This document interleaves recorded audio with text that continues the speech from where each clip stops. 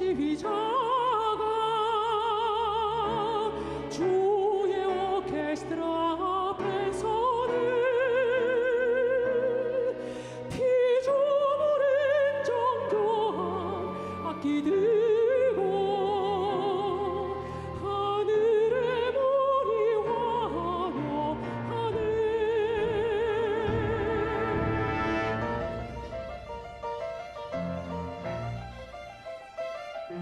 찬란한 사계절 박자를 알리네. 주님 신호의 대형 새벽 나팔 부대 회오리 바람 힘차게 불어 지휘봉에 맞춰 몰아치네. 파도가 배를 두들기고 다소 춤추며 회전하네. 거칠은 화자로 빗방울 떨어지네. 천국과 만개도 손뼉치네. 소리로 찬양 주님께서 지휘하시네. 그 작은 마을에 노는 소리 높여 심포기로 찬양해.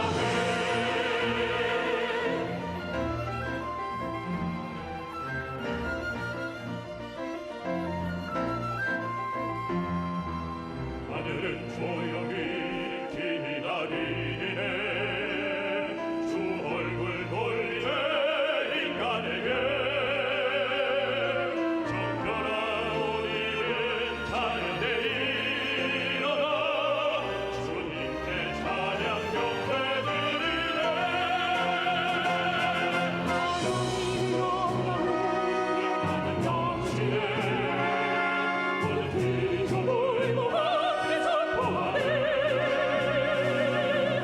존귀 존귀 주님 떠나신 우리 영.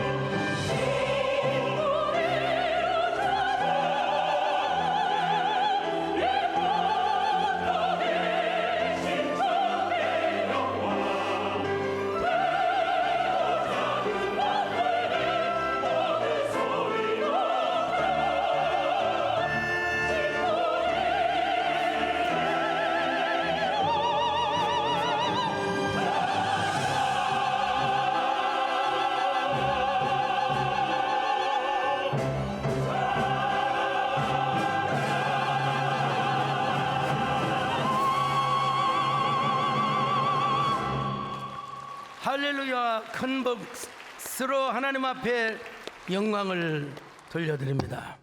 오늘 설교 제목이 당신의 상처를 십자가에 용접하라. 윤동현 목사님이 요 설교 제목을 챗 GTP에 딱 쳐보니까 이렇게 답이 오더라는 거요. 과연 소강성 목사님 다우시네요. 소강성 목사님스러운 설교시네요. 예. 자, 십자가 하면 누가 생각이 납니까? 예수님이죠. 당연히 예수님이죠. 예, 그러면서 동시에 윤농주의 십자가 시를 떠오르지 않을 수가 없습니다. 쫓아오던 햇빛인데 지금 교회당 꼭대기 십자가에 걸리었습니다. 첨탑이 저렇게 높은데 어떻게 올라갈 수 있을까요? 종소리도 들려오지 않는데 휘파람이나 불며 서성거리다가 괴로웠던 사나이, 행복한 예수 그리스도에게처럼 십자가가 허락된다면 모가지를 들이우고 꽃처럼 피어나는 피를 어두워가는 하늘 밑에 조용히 흘리겠습니다. 자, 윤동주 저항시인이라고 그렇게 부르죠. 제가 뭐 국문학자는 아니지만 윤동주가 태어났던 저 용정 명동촌에도 여러 번 갔습니다. 그리고 그가 다니던 교회, 학교, 뭐 용정학교도 가봤고요. 그가 다니던 뭐라 할까요? 그 연희전문학교, 옛날 그가 공부했던 그 학교 건물도 제가 가봤고, 그가 갇혔던 후쿠오카 감옥도 갔고, 일본의 도쿄 대학에 가서 제가 강의도 있습니다. 윤중, 세상에 여러분 목사의 신분이지만 그래도 윤동주 시를 논하는 데 있어서 물론 통역자를 세웠지만은 제가 강의를 했는데 이 장면이 KBS 다큐에 다 나갔죠. 제가 다시 별 해는 밤이라는 시집을 냈거든요. 제 안에 윤동주 시심이 들어오고 제가 윤동주 시 속에 들어가서 시적 대화를 하면서 차마 윤동주가 하지 못하던 그런 뭐라 할까요? 시적 화자가 되어서 윤동주가 하지 못했던 이야기를 하고 싶었던 거예요. 그걸 제가 썼습니다. 그것도 모자라서 별빛 언덕 위에 쓴 이름이라는 에세이적 평론을 제가 냈습니다. 그리고 윤동주 시를 전공했다는 교수들과 함께 주제 강연도 하고 토론도 하였습니다. 강희근 교수님, 뭐 이성하 교수님, 뭐 여러분들, 또 우리 교회 탤런트 김혜령 집사님 다 이렇게 가서 다큐를 제작을 했는데, 윤동주 시인의 무덤에 가서 보니까 완전히 벌거숭이가 되어 있더라고요. 그래서 윤형주 장로님을 모시고 가서 떼장을 입히기도 했습니다. 여러분요, 떼장을 입힐 뿐만 아니라 여러분 물을 다 주었어요. 저 떼장을 저기 어디 저 대련에서, 거기 여러분 그 길림성에는 떼장이 없어요. 그냥 한 20시간을 운전해 가지고 떼장을 사왔다고 하더라고요. 자, 그런데 여기서 말하는 십자가는 실제로 십자가, 그렇죠, 예수님의 십자가, 또 교회의 십자가를 의미하지요. 그러면서 동시에 나중에 나오는 그 십자가, 뒤에 나오는 십자가는 조국의 광복을 위한 고귀한 희생이라는 상징적 의미도 담겨져 있습니다. 우리 교회는 여러 교수님들이 많아가지고 국문학을 전공하신 분이 또 저한테 전사님을 통해서 문자를 주셨더라고요. 맞습니다, 여러분. 이 시를 1941년 일제강점기가 최악으로 달했던 41년에 쓰여졌던 시죠. 그래, 그는 조국의 해방을 뭘로 표현했느냐, 햇빛으로 표현을 했어요. 물론 여기에 반대하는 학자들도, 역사학자들이 있어요. 그래서 쫓아오는 햇빛을 넓은 의미로 이렇게 이야기하는 게 좋다. 모든 것이 억압되는 현실에 자유가 상실되는 것에 대한 지성의 공포이자 민족적 압제에 대항한 차별 철폐. 좀 어려운 말이긴 하지만 맞아요. 맞긴 맞아요. 맞는데 당시로서는 윤동주가 민족의 독립을 시적으로 드러낼 상황이 못 된다는 거예요. 뭐 이 부분에 제가 동의를 하지만, 그러나 이렇게만 나가면 윤동주의 시를 시대적 상황과 역사 해석의 틀 안으로만 제한시키는 우를 범할 수도 있다고 저는 그렇게 생각을 해요. 그래서 저는 그냥 순수하게 시인의 눈으로 볼 때 쫓아오던 햇빛을 해방의 꿈으로 봅니다. 또 그렇게 해석해도 되고요. 저와 함께 토론하신 국문과 문장과 교수님들께서도 그렇게 동의를 해 주시더라고요. 자, 그런데 광복의 축복이 아직은 어디에 매여 있느냐? 십자가에 아직 달려 있다는 것입니다. 걸려 있다는 거예요. 저렇게 높은 첨탑에 햇볕이 걸려 있으니 그걸 누가 가져올 수 있겠느냐는 말입니다.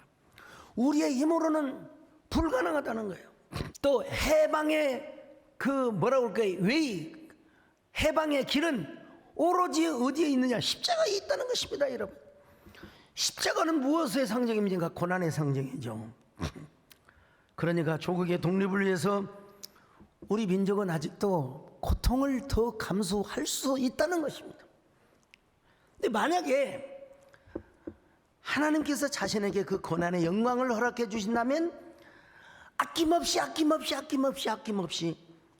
자신의 꽃처럼 피어나는 젊음의 청춘을 저 어두워진 하늘 밑 민족의 재단에다가 바치겠다는 거예요. 그러더니 그는 결국 조국의 독립을 위해서 후쿠오카 감옥에서 민족의 재단 위에 꽃처럼 피어나는 피를 쏟으며 제물이 되어서 죽었던 것입니다. 자, 얼마나 애절한 삶인지 모르겠어요. 먼저 제가 설교 도입부에서 시를 이야기했습니다. 나는 오늘 고린도 후서도 사실은 시적 산문의 서신이라고 할 수 있습니다. 그런데 고린도 후서는 하나님께 찬양과 영광을 돌린 후에 우리 하나님을 어떤 하나님이라고? 위로의 하나님이라고 말씀하고 있습니다. 고린도후서 1장 3절입니다. 시작. 찬송하리로다. 그는 우리 주 예수 그리스도의 하나님이시요 자비의 아버지시요 모든 위로의 하나님이시며. 자, 여러분, 우리 하나님은 어떤 하나님이냐? 위로의 하나님이시다. 하나님이 항상 여러분 곁에 계셔서 여러분을 위로하여 주십니다. 여러분, 파라가 옆에란 말입니다. 옆에. 그리고 칼레오, 부르다. 항상 성령께서 옆에 계셔서 여러분의 이름을 불러 주십니다.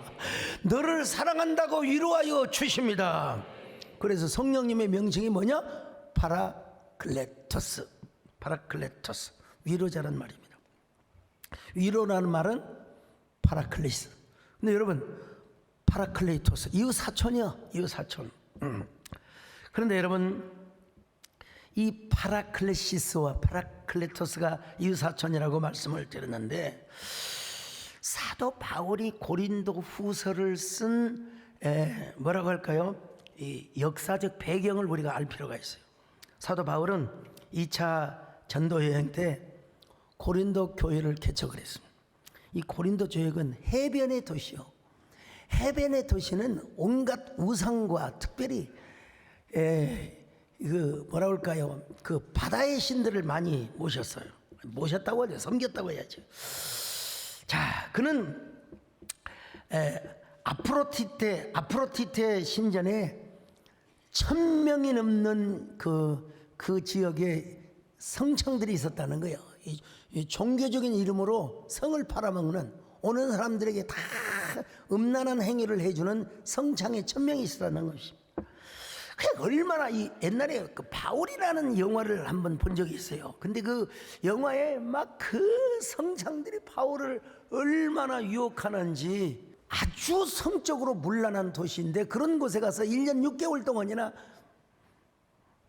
교회를 개척하고 이제 자립이 될 만할 때에 다시 에베소로 와서 또 에베소 교회를 세웁니다. 근데 바울에게 얼마 후에 들려온 소식이 있었는데, 고린도 교회가 여러 가지로 분쟁을 하고 있다고 하는 것입니다.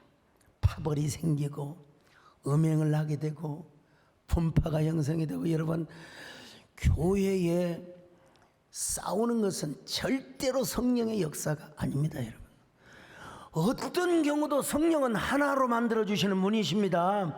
우리 하나님도 한 하나님 안에 세 위격이 계셔요. 절대로 분리되거나 절대로 여러분 나누어지냐. 여러분, 그 삼위일체 하나님을 모시는 이 교회가 어떻게 분쟁하고 싸울 수가 있단 말입니까? 말도 안 되지. 자, 그래서 급히 디모데를 파송을 하죠. 디모데는 바울이 쓴 편지를 가지고 갑니다. 근데 바울은 오히려 고린도 교회가 상황이 더 악화되었다는 비보를 전해드렸습니다. 고린도 교회에 혹을 떼기 위해서 디모데를 보냈는데 세상에 혹을 더 붙이고 왔어. 그래서 누가 갔느냐? 이제 사도 바울이 직접 고린도 교회를 방문을 하였습니다. 이게 바로 어떤 방문이냐면 근심 어린 방문. 여러분 기쁜 마음으로 가야 되는데, 여러분 목회자가 교회를 가고 강단에 설 때 기쁜 마음으로 서야 되는데 근심 어리, 아이고 어찌했을까 근심 어린 방문. 자, 한번 볼까요? 고린도후서 2장 1절 시작. 내가 다시는 너희에게 근심 중에 나아가지 아니하기로 스스로 결심하였노니. 어쩐 일을 모르다 근심을 가지고 여러분 고린도 교회를 찾아갔다 이 말입니다. 여러분 아마도 에베소 교회에 또 급한 문제가 생겨서 바울은 또 근심 어린 마음을 가지고 이제 어디로 오느냐? 에베소 교회로 왔습니다. 이게 바로 바울의 삶이고 목회자의 삶이었던 것입니다.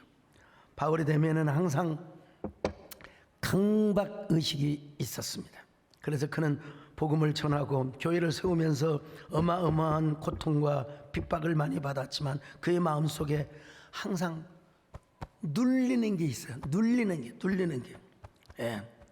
여러분 무엇을 위한 눌림입니까? 교회를 위한 눌림이 있었어요. 모든 교회. 자, 한번 고린도후서 11장 28절 시작. 이외의 일은 고사하고 아직도 날마다 내 속에 눌리는 일이 있으니 곧 모든 교회를 위하여 염려하는 것이라.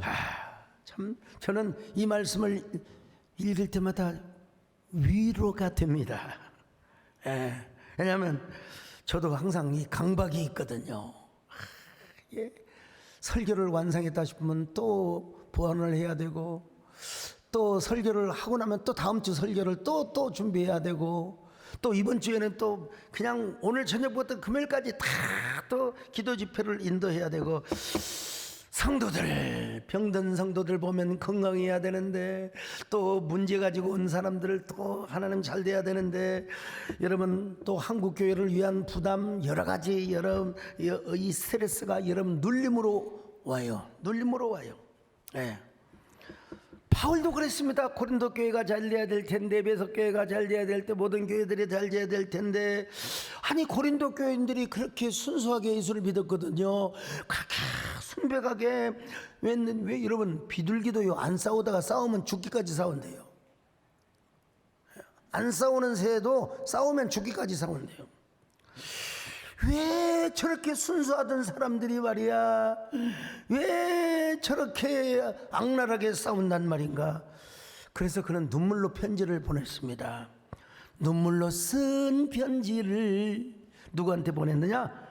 바로 디도에게 보냈어요. 디도를 통해 보냈어요. 고린도후서 2장 4절 같이 봅니다. 시작. 내가 마음에 큰 눌림과 걱정이 있어 많은 눈물로 너에게 썼노니. 자, 여러분요, 우리가 지금 가지고 있는 성경에는 고린도 전서, 고린도 후서만 있는데 사실은 고린도 중서가 있습니다. 이게 없어져서 그렇지, 이 서신을 뭐라고 하냐, 눈물의 서신이에요.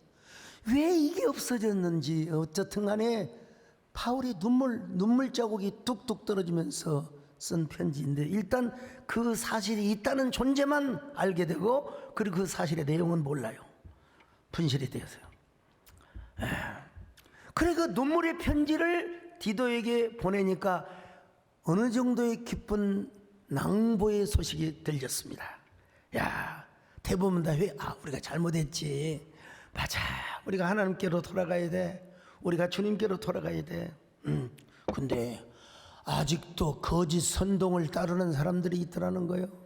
아주 몇 사람이지만 그게 뭐냐면은 다 이제 행음하고 우상을 섬기고 이제 돌아왔는데, 바울 사도가 진짜 맞아?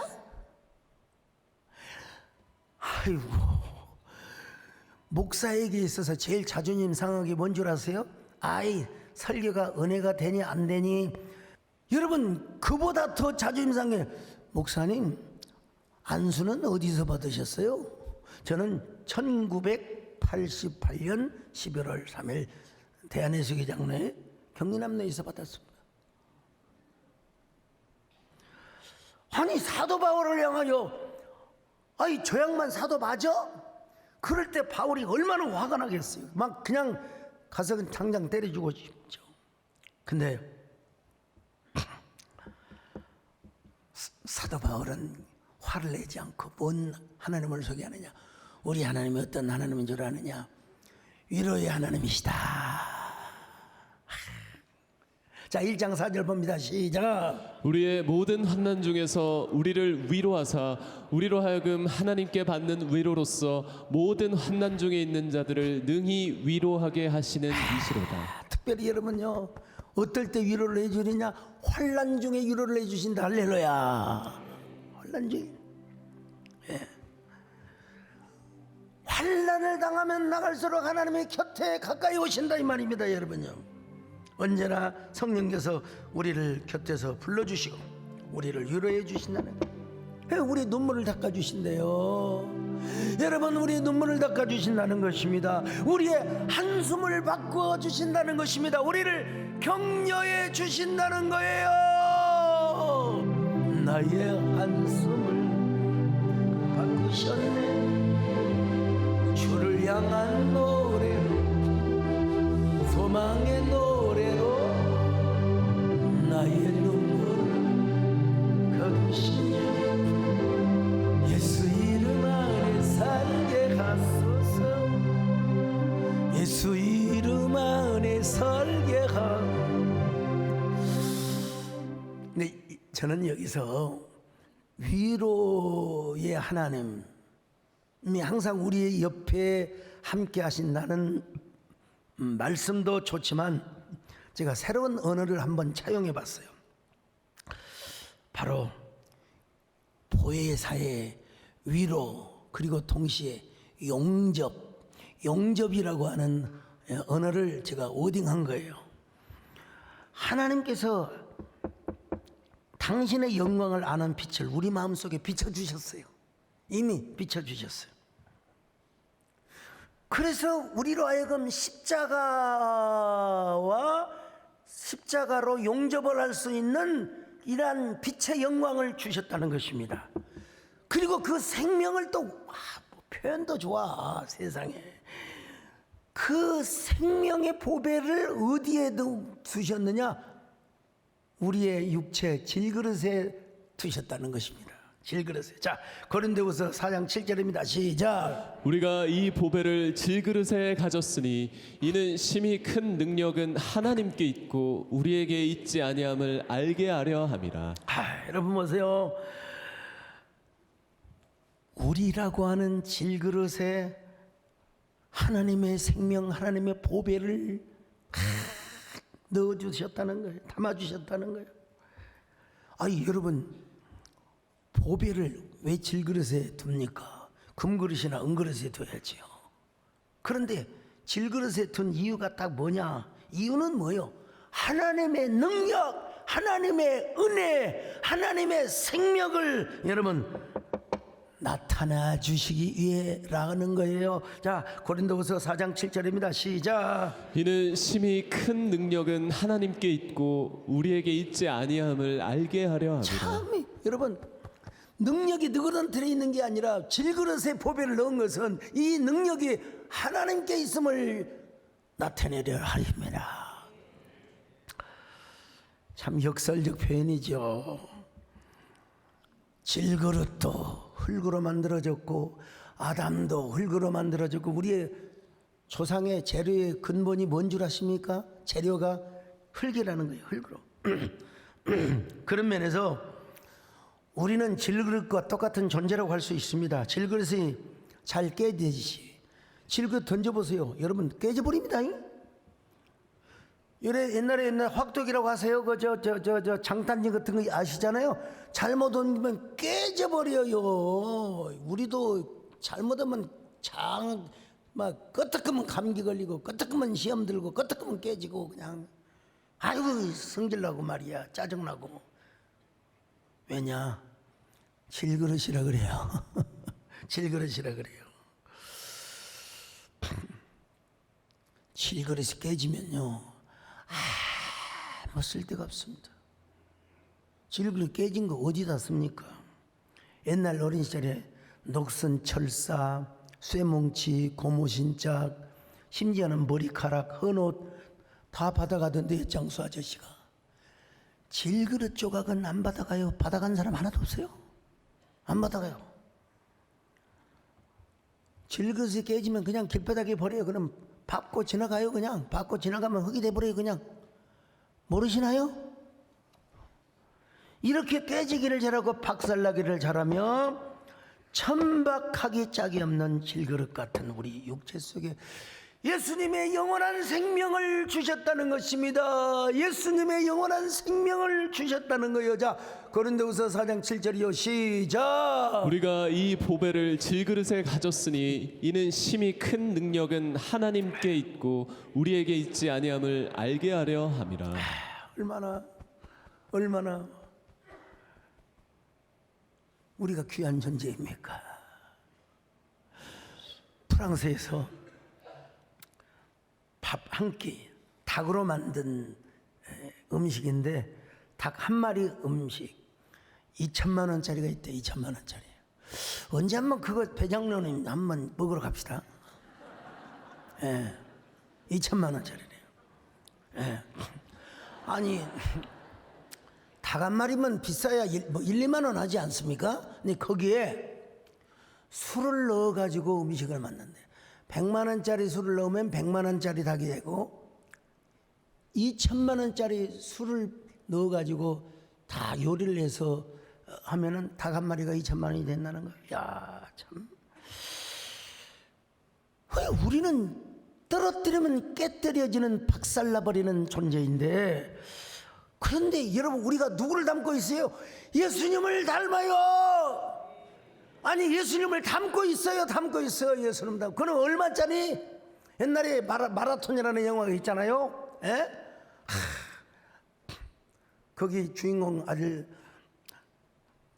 네 다리는 얼마짜리? 100만 불짜리 나오잖아요. 아이, 우리는 얼마짜리입니까, 여러분? 이거는 값으로 환산할 수가 없습니다. 유식한 말로 priceless. 값으로 환산할 수 없는 고가 중에 고가요. 여러분은 귀한 하나님의 걸작품이십니다. 하나님 앞에 귀한 존재이십니다. 하나님의 은혜로 우리가 예수님의 생명을 담고 있습니다. 하나님의 은혜로 있을 때 없는 자 왜 구속하여 주는지 난 알 수 없도다. 내가 믿고 자기야 내 목영표 하시는 주 돌보아주실 것을 나는 확실히 아네.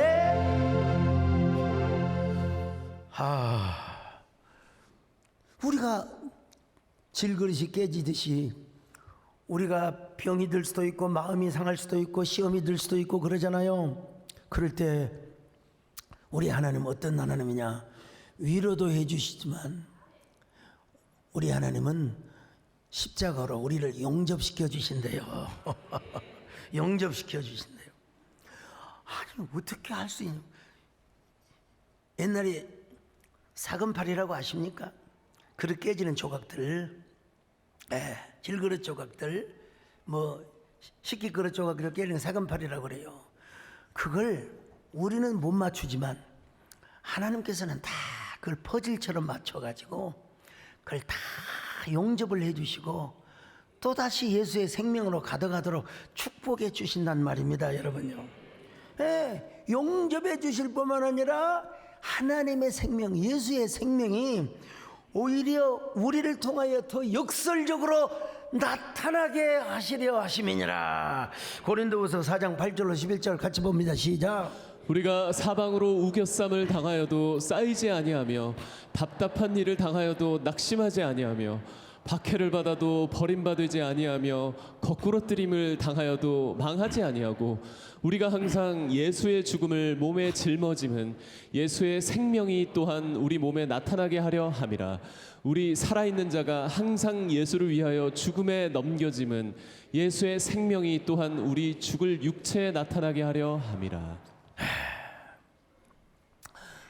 우겨쌈을 당할수록, 박해를 당할수록, 깨지면 깨질수록 우리가 더 주님을 의지하고 소망을 가져야 한다는 말이죠. 죽어도 예수, 살아도 예수. 사나 죽으나 오직 우리는 예수인 줄로 믿습니다.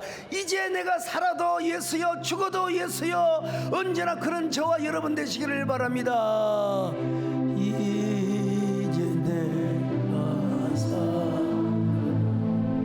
주 예수, 이제 내가 죽어도 주 예수, 하늘 영광 보여주는 날로라. 할렐루야 찬송 주께 가니 그러므로 나는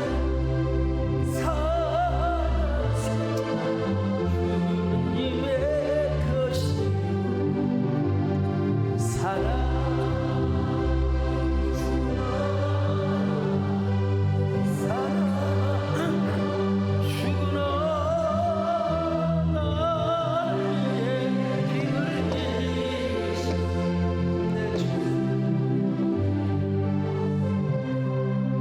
주님의 십자가와 용접이 되어 있는 사람은 언제나 살아도 죽어도 오직 예수밖에 없는 것입니다. 제가 이 본문을 읽으면서 용접이라는 워딩이 떠. 그래서 내 검색을 해봤어요. 용접. 그랬더니 주강홍 시인이 쓴 용접이라는 시가 나 원래 알고 있었지는 않았거든요. 용접이라는 시가 상처에 상처를 더 씌우는 일이다. 감당하지 못하는 뜨거움을 견뎌야 하는 일이다. 한쪽을 허물고 다른 한쪽을 받아들여야 할 일이다. 애써 보지 말아야 할 일이다. 처절한 비명 참아야 할 일이다. 그리하여 끊어진 한쪽을 찾아야 할 일이다. 이질이며 동질이다. 불이다. 나눠질 수가 없다 이 말이죠. 여러분, 용접이 그냥 됩니까? 가스불로 쫙 지지되면 쇠가 녹아요. 그래가지고 쇠와 쇠를 연결하는 걸 용접이라고 하는 겁니다. 용접할 때 얼마나 뜨겁겠습니까? 그리고 서로 다른 쇠를 붙이려고 할 때 이질감이 들겠습니까? 그러나 용접이 되고 나면 불이야. 나누어질 수가 없습니다. 그래서 제가 당신의 상처를 십자가에 용접하라. 원래 다른 설교 준비 다 해놨어요. 넉넉한 마음으로 있는데 주보를 만들어 윤노희 목사님 이번에 종료주일이지 않습니까? 좋은 기억이 행복을 가져다 준다. 설교 다 완성해놨는데 맞아 고마워요 땡큐 부랴부랴 다시 준비를 했습니다만 여러분, 예수님의 십자가 하면은 참 기가 막힌 일입니다. 어떻게 영원한 하나님, 우리 성부와 성자와 성령 하나님은 위격은 다르지만 한 분이세요. 하나님을 세 분이라고 하면 큰일 납니다. 하나님은 한 분이 한 존재 안에 세 위격이 딱 구분이 되는데 근데 그 제2위 되시는 성자 하나님이 이 땅에 탄생하는 것 자체가 신비죠. 이건 그냥 우리는 그냥 믿어야 돼요. 그냥 어린 아이로 이 땅에 오셨어요. 자, 하나님 성부 하나님과 동등됨을 포기하고 이 땅에 사람으로 오셨다. 이걸 어떻게 말로 합니까? 근데 사도 바울이 이렇게 표현했어요. 자, 빌립보서 2장 6절 8절입니다. 시작. 그는 근본 하나님의 본체시나 하나님과 동등됨을 취할 것으로 여기지 아니하시고 오히려 자기를 비워 종의 형체를 가지사 사람들과 같이 되셨고 사람의 모양으로 나타나사 자기를 낮추시고 죽기까지 복종하셨으니 곧 십자가에 죽으심이라.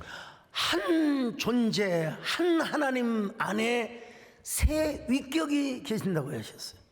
근데 그 성자 되시는 이 제2위로 계시는 하나님이 사람으로 탄생을 하셨어요. 그것도 종의 형상으로 입으셨다. 이게 우리 기독교만이 갖는 그야말로 참 신비죠. 신비. 어떤 사람은 성론적 삼위일체 뭐 별 얘기를 다 하는데 다 틀렸어요. 하나님은 한 분이세요. 한 하나님이세요. 근데 그 안에 세 위격으로 구분이 돼. 더 이상도 더 이하도 말할 수 없어. 근데 그 제2위 되신 성자 하나님이 이 땅에 사람으로 오셨다. 그리고 사람으로 오셨을 뿐만 아니라 십자가에 죽으셨다는 거예요. 이런 신비가 어디가 있느냐 이거요. 이런 경탄할 일이 어디가 있느냐 이거요. 십자가에 죽으셨다. 아니, 주인도 아니고 일반 성인도 아니신데 말씀이 육신이 되시고 하나님이 육체가 되어 오셔서 십자가에 못 박힐 때 두 팔을 포개고 이렇게 길고 두꺼운 대못을 박으셨을 때 예수님의 육신의 뼈는 으스러져 버리고 말았을 것입니다. 관상동맥이 다 터져버리고 말았을 것입니다. 그리고 손이 그 녹슨 목에 박혔을 때 얼마나 쓰리고 또 아렸겠습니까? 저 로마 군병들이 납덩이가 달려있는 가죽끈으로 예수님을 때리셨을 때 얼마나 고통스러우셔서 십자가에 달리셔서 그 체중을 버티니라 그 뼈마디가 얼마나 아리고 하나님 앞에 버림받는 듯한 그 순간에 얼마나 예수님의 영혼은 외로우셨을까. 주님의 온몸에서는 붉은 선혈이 줄줄 흘러내렸습니다. 그렇지 않아도 매맞고 그렇지 않아도 고문을 당하여 기진맥진하던 몸이었는데 붉은 선혈을 촥 칼보리 언덕에다 떨어뜨리니 예수님은 힘이 없어 고개를 떨어뜨렸습니다. 그래도 그 고통을 참을 수 없어 온몸을 헤아리치며 고통스러운 몸부림을 쳤습니다. 차마 사람의 눈으로는 그 모습을 볼 수가 없었습니다. 지나가는 사람들도 다 고개를 돌리고 지나갈 정도였습니다. 그렇지만 이 길만이 우리가 구원을 받고 이 길만이 하나님의 자녀가 될 수 있기 때문에 성자 예수님께서 그렇게 십자가에 죽으셨다는 것입니다. 얼마나 아프셨습니까? 얼마나 힘드셨습니까? 우리가 주님의 십자가에 용접하는 저희들 되게 하여 주시옵소서. 얼마나 아프셨나 못 박힌 그 손과 발 죄 없이 십자가에 매달리신 예수 하늘도 모든 땅도 초목들도 타올고 해조천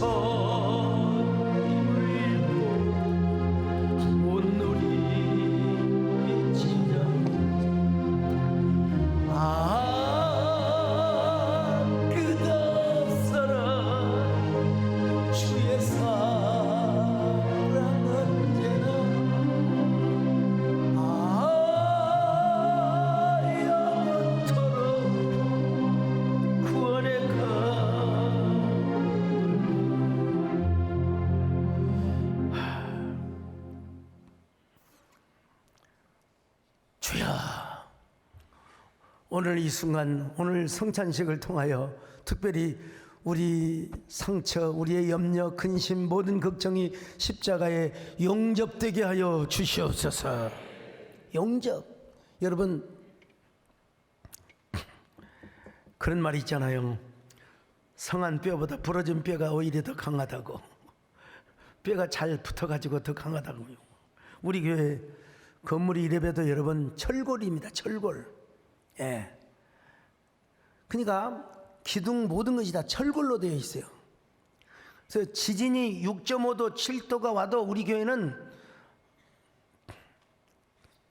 철근으로 되어 있기 때문에 절대로 무너질 수가 없대요. 예. 특별히 뭐 63이나 뭐 100층 건물이 아니고 기껏해야 9층이거든요. 지하 바닥을 거의 기초 콘크리트를 거의 1m 했어요. 1m 했어요. 그 위에다가 철골을 세워가고 맞추기를 당하는. 근데 거기에 시공사의 그 현장 소장이 절대로 우리 교회 건물은 지진이 와도 무너지지 않아요. 여러분 걱정하지 마십시오. 여러분 다 철골입니다. 다 철골. 자, 근데 그것도 부족해서 나사로 이음매하는 부분을 다 또 용접을 하더라고요. 용접을 하더라고요. 그럼 여러분 이렇게 질문할지도 몰라요. 목사님, 쇠는 그렇게 용접할 수 있지만 질그릇이 용접이 가능하겠습니까? 여러분, 우리는 못해도 하나님은 하실 수 있습니다. 여러분, 토기장의 비유를 통하여 하나님께서 당신의 모든 열국을 다스린다고 말씀하셨지 않습니까? 예레미야 18장 5절로 6절입니다. 시작. 그때 여호와의 말씀이 내게 임하니라 이르시되 여호와의 말씀이니라 이스라엘 족속아 이 토기장이가 하는 것 같이 내가 능히 너희에게 행하지 못하겠느냐. 이스라엘 족속아 진흙이 토기장의 손에 있음 같이 너희가 내 손에 있느니라. 바로 하나님이 토기장이라는 거요. 하나님이 이스라엘을 망하기도 하고 제국을 모든 나라를 세우기도 하고 멸망하기도 하고. 여러분, 그런 하나님께서 성령의 불, 성령의 불, 성령의 불로 여러분 우리의 깨진 질그릇 조각도 맞춰줄 수 있다는 거예요. 퍼즐처럼 맞춰주십니다. 여러분, 우리 하나님은 찢어지기도 하시지만 꼬매주시는 하나님이시지 않습니까? 용접을 해주시는 하나님. 예. 그러니까 우리가 딱 할 일이 하나 있습니다. 할 일은 뭐냐? 낙심하지 않는 거예요. 낙심하지 말자. 할렐루야.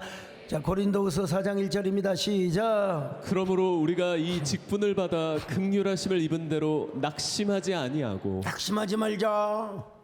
또 하나는 뭐냐? 낙심하지 말 뿐만 아니라 그리스도의 광채를 받아들이는 거예요. 광채. 자, 고린도후서 4장 6절입니다. 시작. 어두운데 빛이 비치라 말씀하셨던 그 하나님께서 예수 그리스도의 얼굴에 있는 하나님의 영광을 아는 빛을 우리 마음에 비추셨느니라. 그런가 하면은요, 이제 우리가 예수님의 죽음을 몸에 짊어지고 예수의 생명이 우리의 몸에서 나타나게 하는 것입니다. 자, 이게 바로 뭐예요? 용접의 원리입니다. 용접의 원리. 자, 고린도후서 4장 10절로 11절 시작. 우리가 항상 예수의 죽음을 몸에 짊어짐은 예수의 생명이 또한 우리 몸에 나타나게 하려 함이라. 우리 살아있는 자가 항상 예수를 위하여 죽음에 넘겨짐은 예수의 생명이 또한 우리 죽을 육체에 나타나게 하려 함이라. 자, 여러분, 우리 모두는 사실 여러 가지로 어려운, 국가적으로도 어려운 시기를 맞았죠. 이 또한 하나님께서 좋은 길로 또 새로운 지도자로 새로운 국정을 이끄는 인물을 하나님이 뽑아 주실 줄로 믿습니다마는 더 중요한 건 뭐냐? 우리와 주님이 함께하는 주와 일체. 예, 주와 일체. 우리가 울리면 우리의 눈물을 받아주시고 주님이 안타까워하시면 그 안타까운 마음이 우리에게도 전해지는 주와 일체. 예, 여러분, 정치 성향에 따라서 이것저것으로 여러분이 갈 수는 있어요. 다 다를 수 있어요. 그렇지만 우리는 먼저 광장보다는 광야를 선택할 수 있어야 돼요. 특별히 주님이 십자가에 죽으신 저 갈보리의 광야, 광야의 언덕, 우리 마음이 좋건 나쁘건 슬프건 기쁘건 우리가 성공하든 실패하건 우리는 저 갈보리 언덕에 올라가서 장소적인 갈보리가 아니에요. 십자가에 우리의 마음을 영접하는 저와 여러분 되시기를 축원합니다. 언제나 주님과 우리 사이를 용접시키기를 축원합니다. 일체로 만드시기를 바랍니다. 오늘 말씀을 통해서도 그렇지만은 성찬식을 통해서 우리의 상처를 십자가에 용접시키는 저와 여러분 되시기를 주의 이름으로 축원합니다. 내가 그리스도와 함께 십자가에 못 박혔나니 그런즉 이제 내가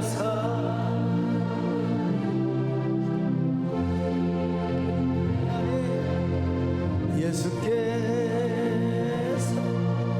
사신 것이라 이제 내가 육체가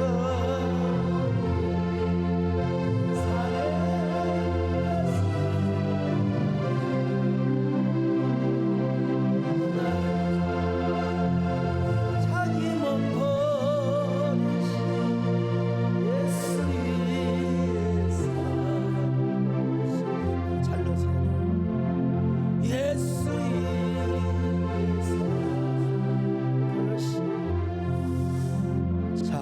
오늘 우리가 성찬 예식을 행하려고 하는데 주님 우리가 믿음으로 귀한 떡을 받고 귀한 잔을 받습니다.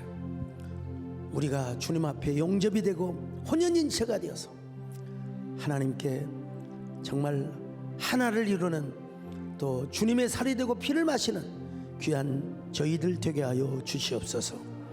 이 살을 먹고 이 피를 마심으로 죄를 이기며 세상을 이기고 주님의 고난에 동참하는 저희를 되게 하여 주시옵소서. 예수님의 이름으로 기도 올렵나이다. 아멘.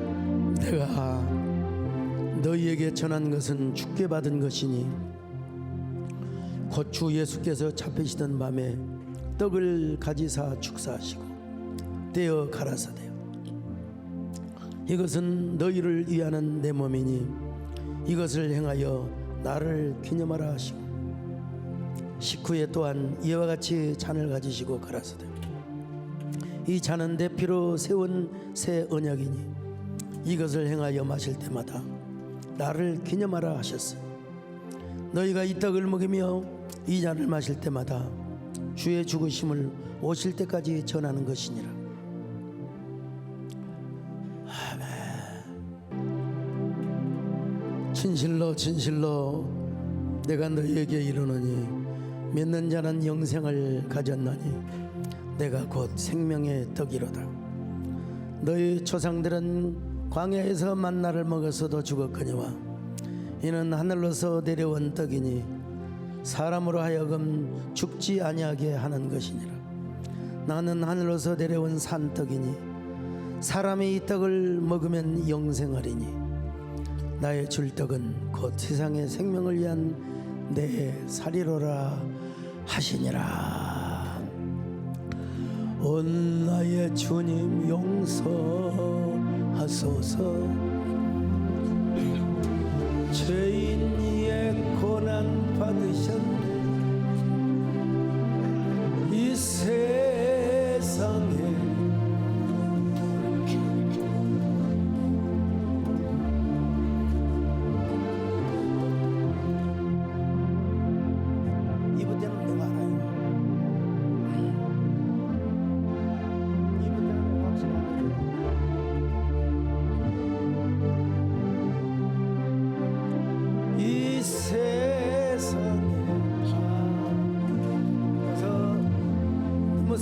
하시고요. 자, 못 받으신 분 손 들어주세요. 자,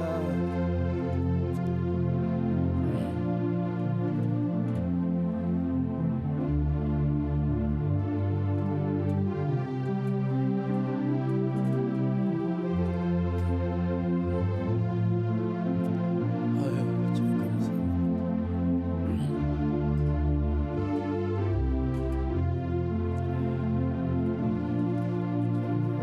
다 주역은 다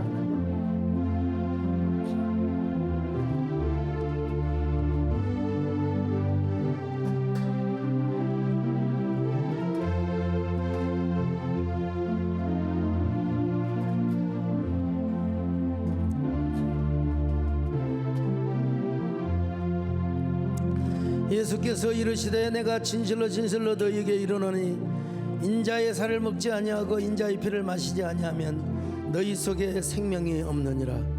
내 살을 먹고 내 피를 마시는 자는 영생을 가졌고 마지막 날에 내가 그를 다시 살리리니 내 살은 참된 양식이요 내 피는 참된 음료로다. 내 살을 먹고 내 피를 마시는 자는 내 안에 거하고 나도 그 안에 거하나니 살아계신 아버지께서 나를 보내심에 내가 아버지로 인하여 사는 것 같이 나를 먹는 그 사람도 나로 인하여 살리라.